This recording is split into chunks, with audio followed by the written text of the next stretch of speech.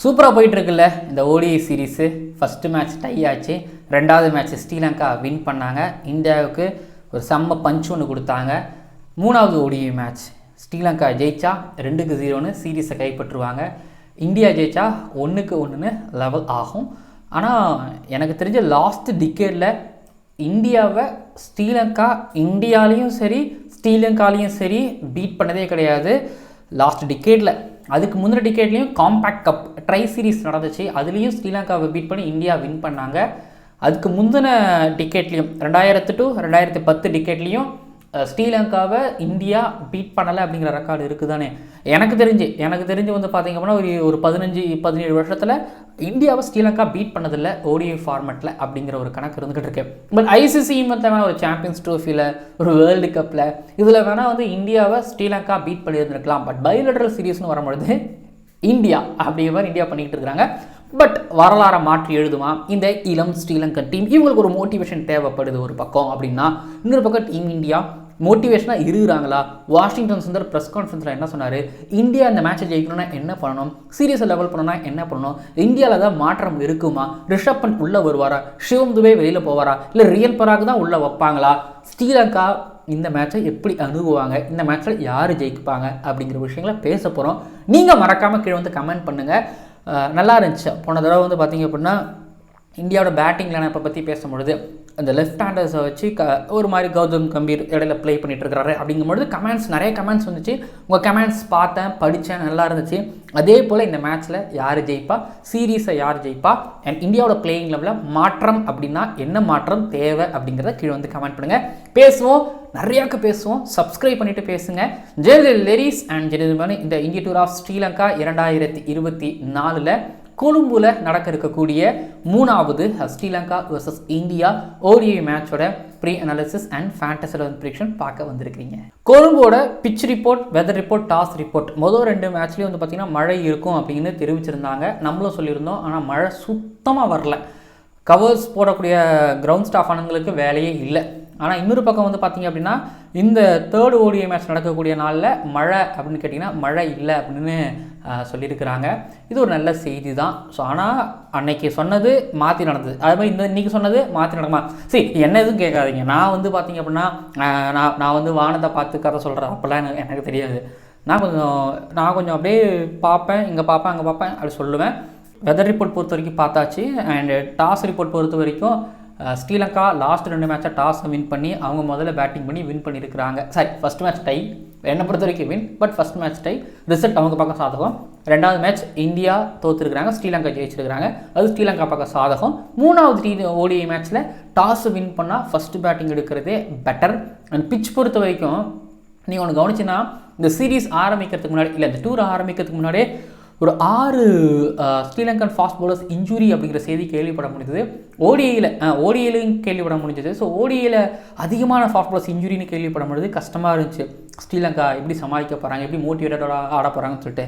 ஆனால் கொழும்புல வச்சாங்க பாரு ட்விஸ்ட்டு அப்படிங்கிற மாதிரி ஒரு மாதிரி ஸ்கொயராக திரும்பக்கூடிய பிச்சை போட்டு விட்டாங்க. அப்படி பிச்சை போட்டு விட்டோடனே ஸோ இந்தியன் பேட்டர்ஸ் கொஞ்சம் தடுமாறினாங்க. ஸோ எனக்கு தெரிஞ்சு கொழும்புல இந்த மாதிரியான பிச்சஸ் தெரில, நான் ரொம்ப பார்க்கல. ஆனால் ஒரு மாதிரி ஃபாஸ்ட் பவுலர்ஸில் அசிஸ்ட் பண்ணக்கூடிய ஒரு பிச் பார்த்துருக்குறேன். பட் கொழும்புல ஃபாஸ்ட் பவுலர்ஸுக்கு அசிஸ்ட் பண்ணக்கூடிய ஒரு பிச் கொடுக்க மாட்டாங்க மேக்ஸிமம் சீரீஸில். வழக்கம் போல் அதே கொழும்பு பிச்சு தான் கிடைக்க போகுதுன்னு நான் நினைக்கிறேன். ஸோ டெக்னிக்கலாக ஸ்பின்னர் நல்லா ஆடுறவங்களும் ஸ்பின்னர்ஸுக்கும் டாமினேட் பண்ணுவாங்கன்னு எக்ஸ்பெக்ட் பண்ணுறேன். இதுதான் pitch report, weather report, toss report பொறுத்த வரைக்குமே வந்து. அடுத்ததாக பிளேயிங் 11 அண்ட் உள்ளே வெளியே பொறுத்த வரைக்கும் லெவல்ஸில் வந்து ஸ்ரீலங்கா சைட்லேருந்து நான் ஆரம்பத்தில் சொல்லிட்டேன்ல, அவங்களுக்கு அந்த அவங்களுக்கு அந்த ஃபாஸ்ட் பவுலர்ஸ் இல்லை அப்படிங்கிறதே வந்து பிரச்சனை கிடையாது அளவுக்கு அவங்களுக்கு இப்போ போயிட்டுருக்குது. அவங்க ஸ்பின்னர்ஸ் வனிந்தாஸ்திரங்காவே இல்லை, வனிந்தாஸ்திரங்களும் வந்தரசே வந்து நல்லா போட்டு வின் பண்ணி கொடுத்துருக்கிறாரு அப்படிங்கிறதுனால அவங்களுக்கு பிரச்சனை கிடையாது. இந்தியாவை பொறுத்த வரைக்கும் எடுத்துக்கிட்டிங்க அப்படின்னா கீழேனா நான் ஸ்டீப் சிங் எதுக்காக நான் கேள்வி கேட்பேன். ஏன்னா ஃபஸ்ட்டு ஓடிஐ மேட்ச்சில் 47 ரன் 2 விக்கெட் எடுத்திருந்தார் ஒரு பக்கம் அப்படின்னா, செகண்ட் ஓடிஐ மேட்ச்சில் 9 ஓவரில் 58 ரன். இப்போ இந்தியாவுக்கு எக்ஸ்ட்ரா ஒரு ஃபாஸ்ட் பவுலர் தேவையா அப்படிங்கிற கேள்வியை விட அர்ஷ்தீப் சிங்குக்கு பதிலாக அர்ஷித் ராணாவை ட்ரை பண்ணலாமா அப்படிங்கிற ஒரு கேள்வியை நாங்கள் வைக்கிறேன். ஹர்ஷித் ராணா வேரியேஷன் ஸ்லோ ஐடன்ஸ்லாம் போடுவார். ஹர்ஷ்தீப் சிங் வெரைட்டி. இப்போ சிராஜ் எடுத்துக்கிட்டிங்கன்னா 2 மேட்ச்சில் மெயின்டெனன்ஸ் போட்டிருக்கிறாரு, 2 மேட்ச்சில் ஒரு இம்ப்ரூவேஷன் காமிச்சிருக்காரு. பட் கடைசியில் அடி வாங்கினார் ஒரு பக்கம் அப்படின்னா, சிராஜ் இருந்துக்கிட்டு ஹர்ஷித் ராணாவை ஆட் பண்ணுவாங்களா, இல்லை சிராஜுக்கு பிரேக் கொடுத்துட்டு ஹர்ஷ்தீப் சிங்கும் ஹர்ஷித் ராணாவையும் கொண்டு வருவாங்களா அப்படிங்கிறது ஒரு கேள்வியாக இருந்துக்கிட்டு இருக்குது. நான் அந்த கேள்வி வைக்கிறேன். அதுக்கப்புறம் உங்களுக்கு ஆப்வியஸ்லி இந்த ஒரு கேள்வி இருக்கலாம், சிவம் துபே ஃபஸ்ட்டு மேட்ச் டை ஆகும்பொழுது நல்லா விளையாண்டார், பட் ஒரு ஜஃபா அது மூலமாக குசல் மெண்டிஸ் எடுத்தார். செகண்ட் ஓடிஐ மேட்ச்சில் ஃபீல்டிங் அவ்வளோ சிறப்பாக இல்லை, பேட்டிங்கும் டக் அவுட் ஆனார். ஸ்பின் அடிக்கிறதுக்கு அவர் தான் வச்சுருந்தாங்க. இப்போது அவரை கொண்டு வருவாங்களா? நான் ஆல்ரெடி கேள்வி கேட்டிருந்தேன், லெஃப்ட் ஹேண்டர்ஸை உள்ளே வச்சு ப்ளே பண்ணும்பொழுது அப்போது ரிஷப் பண்ட் வருவாரா ஒரு கேள்வி இருக்கும்பொழுது ரியன் பராக் உள்ளே கொண்டு வருவாங்க. ரியன் பராக் இந்த கண்டிஷன்ஸ்க்கு ஸ்பின்னர், ஸோ எக்ஸ்ட்ரா ஒரு பவுலிங் ஆப்ஷனும் தேவை, ஸ்பின்னையும் நல்லா ஆடுவார். ஸோ அப்படிங்கும்பொழுது இப்போ ரியன் பராகுக்கு இங்கே ஒரு சான்ஸ் கிடைக்குமா? துபே, ரியன் பராக் யாராவது ஒருத்தவங்க உள்ள பண்ட் பெஞ்சில். ஸோ என்னை பொறுத்தவரைக்கும் இந்த ஒரு மாற்றம் மட்டும் நடக்கும் இந்தியன் டீம் சைட்லேருந்து. ஸ்ரீலங்கா டீம் சைட்லேருந்து எந்த விதமான ஒரு மாற்றமும் இருக்காது. ஜெயிச்சிருக்கிறாங்க, ஒரு மேட்ச் டை வேறு பண்ணியிருக்கிறாங்க. ஸோ அதே லெவனோடவே வருவாங்க அப்படிங்கிறதையும் எக்ஸ்பெக்ட் பண்ணுறேன். சிவம் துபே வந்தார் அப்படின்னா இங்கே இந்த கண்டிஷன்ஸில் அவர் தேவைப்பட மாட்டார் இல்லை. ஸோ அப்போது இந்த கண்டிஷன்ஸ்க்கு ஏற்ற வரத்தோடனா அது ஸ்பின் ஆல்ரவுண்டர். ஸோ அப்படிங்கும்பொழுது அப்போ லைக் என்னை பொறுத்த வரைக்கும் ஆப்வியஸ்லி ஒரு ரியன் பராக் பக்கம் தான் போவாங்க நான் எக்ஸ்பெக்ட் பண்ணுறேன். ஏன்னா கில்லு, ரோஹித் சர்மாலாம் பவுலிங் போட்டுட்டு இருந்தாங்க, அதையும் நான் வந்து மென்ஷன் பண்ணிக்கிறேன். இப்போது அடுத்ததாக நேருக்கு நேர் பேட்டிலுக்குள்ளே போகும்பொழுது இந்தியா ஜெயிக்குமா, ஸ்ரீலங்கா ஜெயிக்குமா, வரலாறு ஸ்ரீலங்கா படைக்குமா? இந்த டீம்னா யோசிச்சு பார்த்தீங்கன்னா T20 சீரீஸில் வந்து சரசரன்னு விழுந்தாங்க.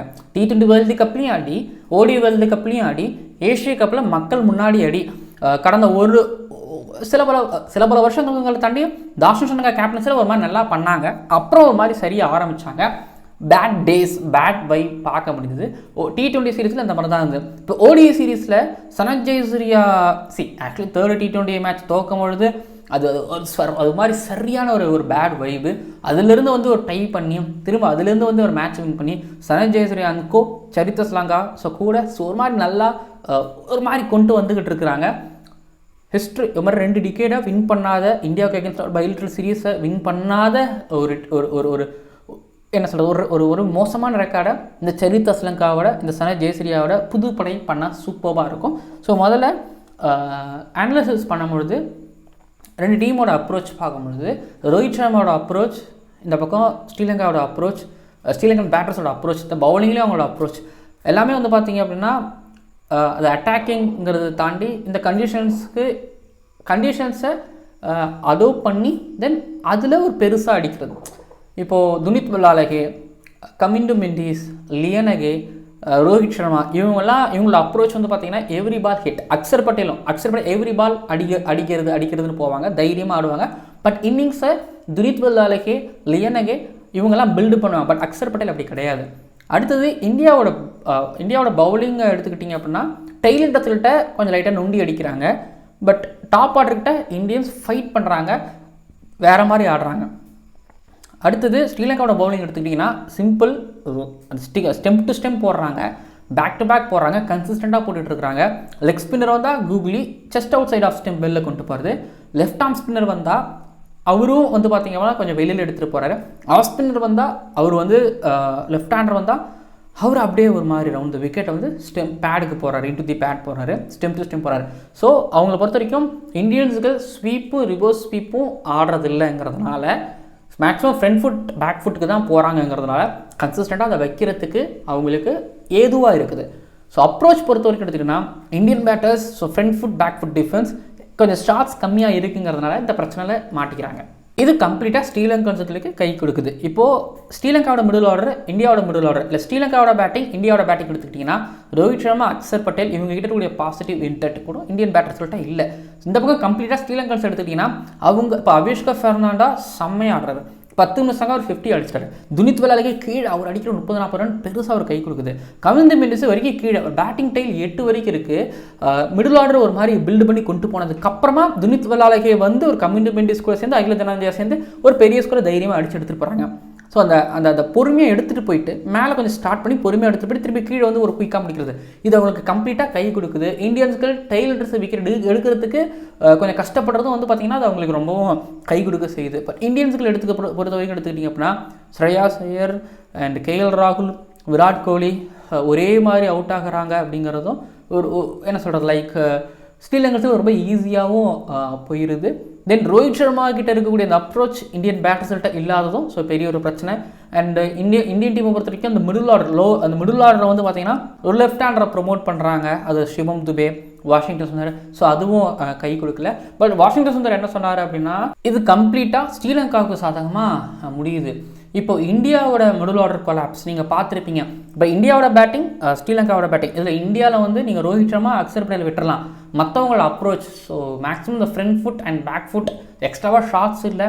பட் அந்த பக்கத்தில் எடுத்துக்கிட்டிங்க அப்படின்னா ஷார்ட்ஸ் இருக்குதோ இல்லையோ ஒரு மாதிரி நீட்டாக ஆடுறாங்க. தென் ஒரு அட்டாக்கிங் கிரிக்கெட் ஆடுறாங்க.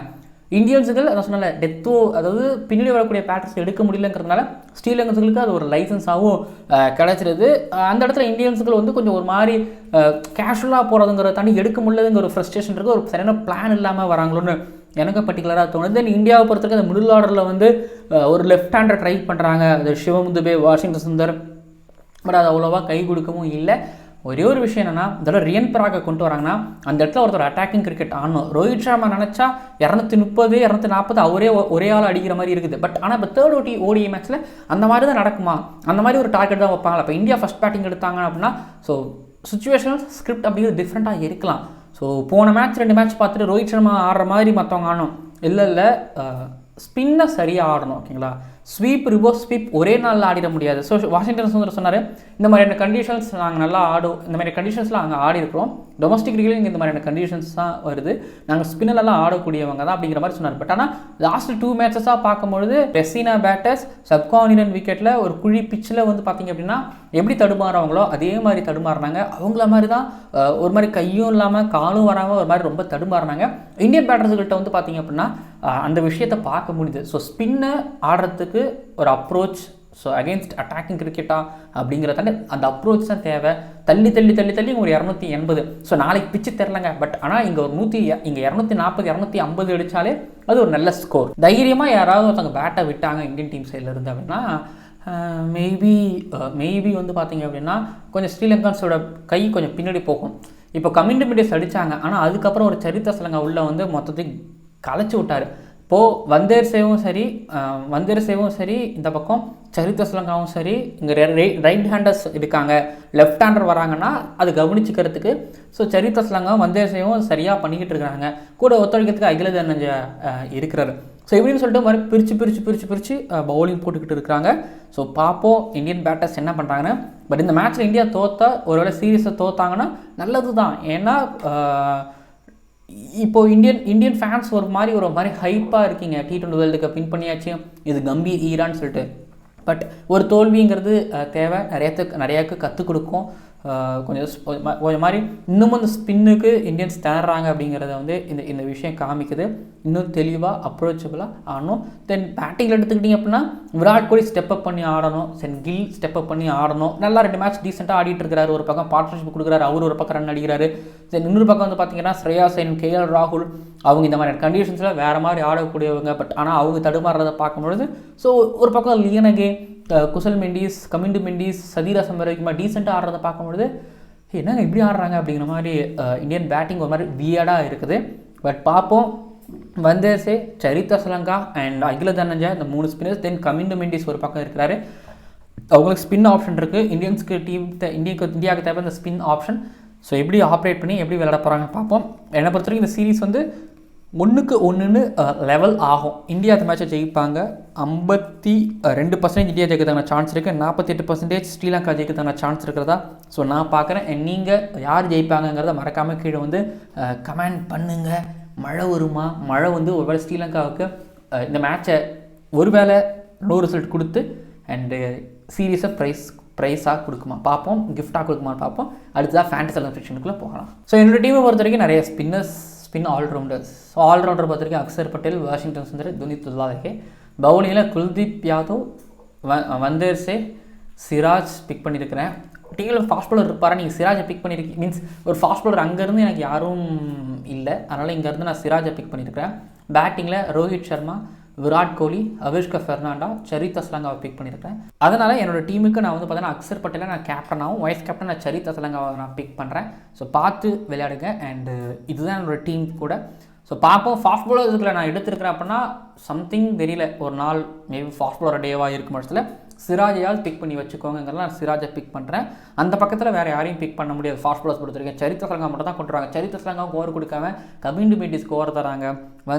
ஸோ வந்தேர்ஸு, அகில தனஞ்சயா, சரித் அஸ்லாங்கா இவங்கெல்லாம் போடுறாங்கங்கும் பொழுது மற்றவங்களும் எங்கே இப்போ தீக்ஷனாவும் உள்ளே கொண்டு வந்துட்டாங்கன்னா வாய்ப்பு இல்லை.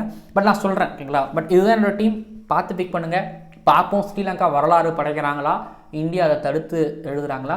கௌதம் கம்பீர், ரோஹித் சர்மா, கௌதம் கம்பீர், விராட் கோலி அப்படின்னு ஸோ நீங்கள் பேசிகிட்டு இருக்கும் பொழுது இங்கே என்ன ஆக போகுது பார்ப்போம். பட் என்னை பொறுத்த வரைக்கும் என்ன ரிசல்ட் வந்தாலும் நான் ரொம்ப சந்தோஷப்படுவேன். ஸ்ரீலங்காவுக்கு ரிசல்ட் வச்சுன்னா வரலாறு அப்படின்னு சந்தோஷப்படுவேன். இந்தியாவுக்கு இப்படி ஒரு ரிசல்ட் வரும் பட்சத்தில் கற்றுக்கிறது நிறையா இருக்குது. குறைகளை களையணும் அப்படின்னா சில அவ்வளோ தோல்வியில் சந்திக்கணும். பார்ப்போம் என்ன நடக்க சொல்லிட்டு நீங்கள் கீழே வந்து கமெண்ட் பண்ணுங்கள். அண்ட் இது முக்கியமான match. Player of the series Dunith Wellalage வாங்குவாரா இல்லை சரித் அஸ்லாங்கா வாங்குவாரா அப்படிங்கிறதும், தென் ஒருவேளை இந்தியன் டீம் சைட்லேருந்து யார் வாங்க போகிறா அப்படிங்கிறதும் எதிர்பார்த்து காத்துக்கிட்டு இருக்கேன். பார்ப்போம். அண்ட் நீங்கள் கீழே வந்து கமெண்ட் பண்ணுங்கள். அண்டு பார்ப்போம் விராட் கோலி, ரோஹித் சர்மா என்ன பண்ணுறாங்கன்னு.